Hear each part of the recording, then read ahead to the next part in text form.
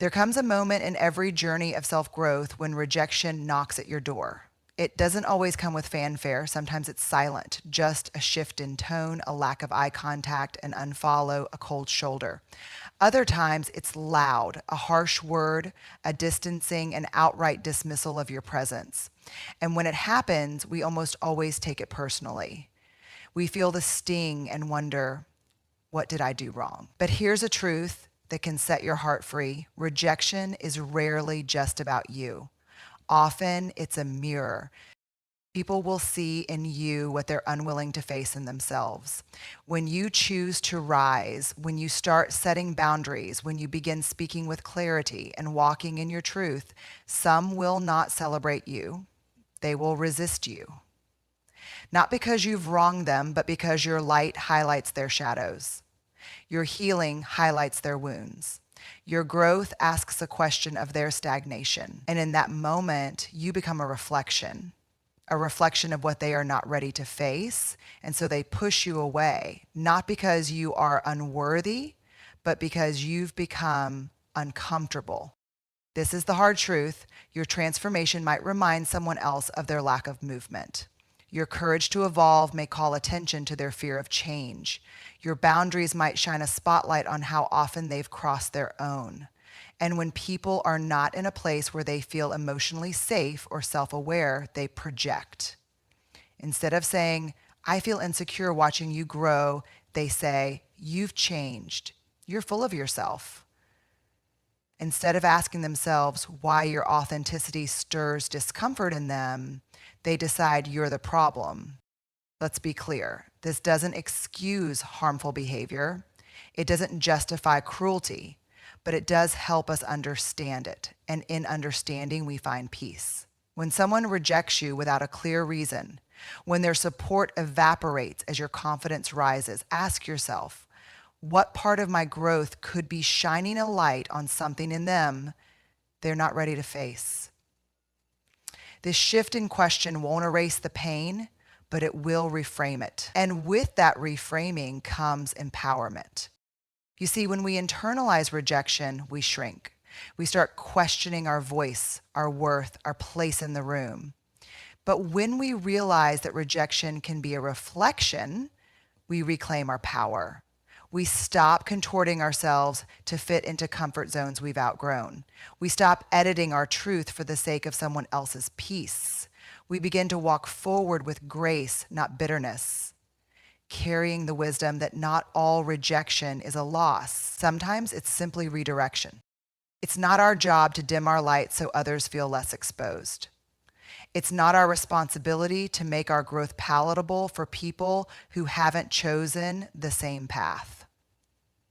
The truth is, some people liked you better when you were more agreeable, more uncertain, more willing to silence yourself. And now that you're walking in strength, in clarity, in self-worth, they can't handle the reflection. So they label it as arrogance or selfishness or rebellion. But beloved, don't let those labels stick. You know who you are. You know the cost of your becoming. Rejection will always hurt. It's part of being human. But it doesn't have to define your worth. Let it be a signal, not a sentence. Let it point to the progress you've made. And above all, let it remind you that you're not here to make everyone comfortable. You're here to live whole, to love deep, to speak truth, and to walk boldly in the light that was always meant for you. Those who are ready for that light will stay, and those who are not, let them go with love. So the next time you feel the sting of being pushed away, take a breath. Ask yourself not what's wrong with me, but instead, what might I be reflecting? That question can shift everything. It can turn pain into purpose, distance into clarity, and rejection into a deeper kind of love, the kind you give back to yourself. We often imagine that growth is something everyone wants to celebrate, that when you start evolving, becoming more self-aware, setting healthier boundaries, or pursuing your purpose, people will stand and clap. But sometimes growth doesn't earn you applause, it earns you distance. It's a lonely reality. The more you grow, the more you begin to notice who grows with you and who grows resentful of you. And this isn't because you've done something wrong. It's because growth is a mirror, and not everyone is ready to look into it. When you grow, you start reflecting things back to the people around you. Your healing reflects their hurt. Your boldness reflects their fear. Your decision to stop settling reflects the places they still choose comfort over calling. It's not always intentional. You're not trying to provoke or offend, but your transformation creates contrast. And contrast is people who once felt close to you may suddenly feel exposed, not because you're judging them, but because your choices now ask a silent question. What about you? This is one of the most painful parts of becoming, realizing that your growth can cost you relationships. You begin to see things you didn't before, the emotional manipulation that used to fly under the radar, the unhealthy dynamics you tolerated because you didn't know any better, the one-sided friendships that quietly drained you. And as your clarity sharpens, so does your discomfort with settling. But not everyone around you is on that same timeline. Some are still living in the stories they haven't questioned. And when you rewrite yours, it makes them uncomfortable. It's not uncommon to hear you've changed. And you have. That's the point. But what they're really saying is, you're no longer who I need you to be for me to feel safe, powerful, or validated. That version of you, the one who people pleased, the one who didn't speak up, the one who made themselves small to keep the peace, was easier for them. And when that version starts fading, you become a mirror, a reminder, a quiet challenge. And not everyone is ready to be challenged. Growth doesn't just change your life, it changes your lens. Suddenly you see through the drama, the cycles, the manipulation. You start asking deeper questions. You start showing up with stronger boundaries. You start walking away from chaos and choosing peace instead. And for people who rely on your compliance to feel secure, this is threatening. Because when you stop needing them the way they're used to, their sense of control feels compromised. But beloved, don't shrink to make others comfortable with your mirror. You are not made to stay small just so no one else feels confronted. Your job is not to protect others from the truth of your becoming. Your job is to be honest, to be whole, to walk in the fullness of who you're called to be. And yes, that might mean some people walk away. That might mean fewer seats at your table. But the ones who remain, they'll love you for who you truly are, not who you pretend to be. It takes tremendous courage to keep growing when it costs you approval. It takes strength to be the mirror when you know not everyone will appreciate the reflection. But that's the calling. You're not just growing for yourself, you're showing others what's possible. You're choosing integrity over comfort, depth over surface, substance over performance. And even if they don't see it now, your growth plants a seed. And one day, maybe, it will inspire someone else to pick up the mirror and begin. So keep going, keep growing, keep becoming. Not everyone will understand. Not everyone will cheer. But the work you're doing, the inner, quiet, sometimes painful work, it matters. Your growth is sacred. It is evidence of your healing, your courage, and your love for what's real. And even if not everyone wants to look into that mirror, you must.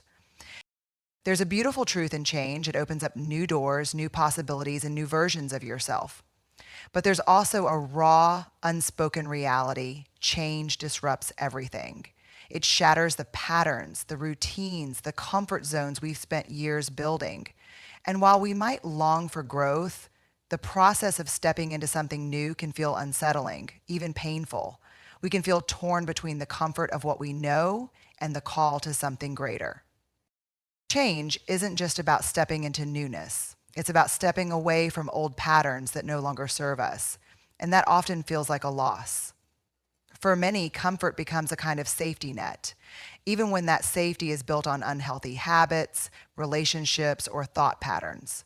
So when change calls, when your heart demands more, when your soul yearns for something deeper, you feel the tug of two opposing forces, the desire to grow and the fear of stepping out of your familiar place. This disruption is what makes change so difficult for others to accept too.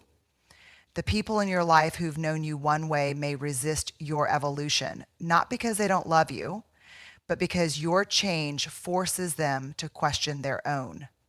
Your growth, your boundaries, your pursuit of truth becomes a challenge to their comfort. When you decide to no longer tolerate the smallness you've been living in, when you finally say no to what's been draining you, it feels like an earthquake to the people around you.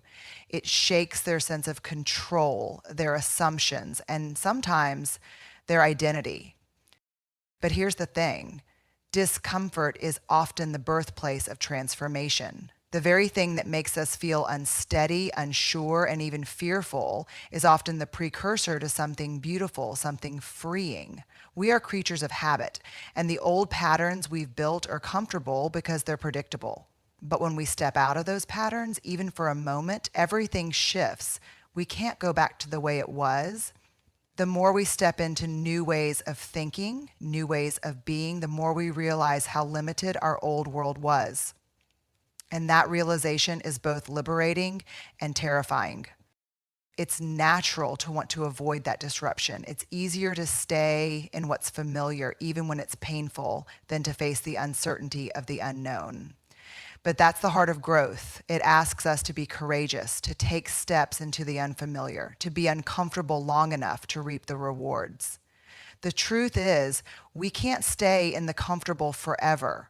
It may feel safe, but it's also stagnant. The comfort we cling to can become a cage, a place where our true potential is muted, where our dreams are too small, and where our spirit is held back. People don't always understand the need for change, especially when they're not ready for it themselves. When you start disrupting your own comfort, others may not celebrate your bravery. They may feel threatened by your refusal to stay small. They might even accuse you of being selfish or unrealistic, but it's not about them. It's about you answering the call of your heart. You've outgrown the limitations that once served you, and now you have to trust that this discomfort is part of the process. This discomfort is your rebirth. Sometimes change is not as dramatic as we make it out to be. It doesn't always have to be a complete overhaul of your life. It could be as simple as choosing to speak your truth more, setting clearer boundaries, or stepping into a new role that frightens you. But whatever form it takes, it's disruptive. It stirs things up, causes a ripple effect. And not everyone will understand or support your need for change. They may feel uncomfortable because your growth is calling them to face their own inertia, their own resistance. But beloved, do not shrink away from the discomfort. Embrace it. It is a sign that you are alive, that you are moving, and that you are growing. The discomfort is not an enemy. It is a teacher. It is the fuel that will carry you to places you never thought possible. Yes, the discomfort will shake things up. Yes, it will rattle your world. But in that shaking, something beautiful will emerge. A new version of you, a stronger version, a wiser version, a more authentic version. And when you look back, you will see that the discomfort was the price you had to pay for the life you truly wanted. Hate is a powerful word. It can feel sharp, like an arrow aimed straight at your heart. When someone expresses hate toward you, whether through words or actions, it can be a devastating experience. It can leave you questioning yourself, wondering what you did wrong, why you're being targeted, and where the animosity is coming from. But if we take a step back and allow ourselves the grace to see things from a different perspective, we might realize that hate is rarely about you. Often it's about something much deeper, the pain or fear that someone else is holding inside. At the root of most hate lies an unspoken hurt. People who lash out, people who spew negativity or criticism are often not responding to who you are, but to what they've been carrying inside. The person who seems to dislike you might be dealing with insecurities, unresolved trauma, or past wounds that have never been healed. When someone is wounded, whether emotionally or spiritually, they tend to project that hurt onto others. It becomes a way of deflecting from their own pain. They may not even be fully aware of it, but the moment they feel threatened by your peace, by your strength, by your happiness, they can react with anger or disdain because it touches something in them they don't know how to confront. Sometimes hate can also be a defense mechanism, a way to protect oneself from vulnerability. When we feel exposed or weak, we often create armor around us, armor made of resentment, suspicion, or fear. People who are afraid to confront their own emotions might lash out at others to avoid facing their own wounds. This fear is not about you as a person, but about how your presence or your success might highlight their own feelings of inadequacy or inferiority. Your light can make someone else feel like their own is dim, and when they're not ready to face that, they push back with hostility. What's even more painful is that often the hate is misplaced. You become a scapegoat for feelings that have nothing to do with you. You might simply be in the wrong place at the wrong time, or more often than not, you may be the one who is bravely living your truth, showing up in your authentic self, and that authenticity threatens their carefully constructed facade. The truth is, when people are struggling with their own unresolved pain, it can be hard for them to see the world through any lens other than their own suffering. And when they see someone else thriving, it often feels like an accusation, a reminder of everything they haven't yet been able to face or overcome. It's crucial to understand that this kind of hate doesn't define who you are. It doesn't diminish your worth or your integrity. In fact, it says more about them than it ever could about you. When you feel the sting of someone's harsh words or actions, take a moment to breathe, to step back. Remind yourself that you are not the cause of their pain. Their hatred is not your responsibility. Their fear, their insecurity, their wounds, those are theirs to carry and heal. What you are seeing is not the truth of who you are. It is a reflection of what they are struggling with internally. Recognizing this truth can be freeing. It helps you detach from the negativity and refuse to internalize it. Instead of taking someone's hatred as a personal failure, you can choose to have compassion for them. You can recognize that their hate is not a reflection of your character or actions, but a symptom of their own emotional struggle. This understanding doesn't excuse harmful behavior, but it allows you to respond with grace instead of reacting with bitterness. You don't need to carry their pain as your own. You can choose to release it, to leave it in their hands, and to continue walking in your own peace. When we hold on to the belief that someone's hate is a direct attack on us, it keeps us locked in a cycle of pain.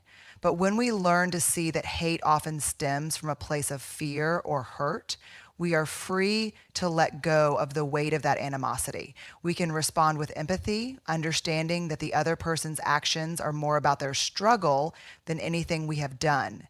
And we can choose to show up with compassion instead of retaliation. We can choose to protect our own peace without letting the fear or anger of others knock us off course. In the end, love is the antidote to hate. The more we learn to love and accept ourselves, the less power someone else's hatred will have over us. When we stop taking their projections personally, we create space for healing, not just for ourselves, but for those who are struggling with their own pain. Remember, it's not your job to fix anyone else's wounds, but your ability to stay grounded in love, to rise above the hostility, can be a powerful act of healing in itself. When we choose love, we break the cycle. We refuse to let hatred dictate how we move through the world. One of the hardest truths we have to accept in this life is that not everyone is going to understand us, and that's okay. We spend so much of our lives seeking approval, yearning for validation, and hoping that others will see us for who we truly are.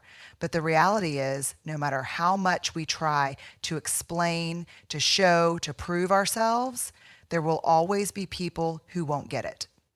There will be moments where your dreams, your desires, and your choices won't make sense to others.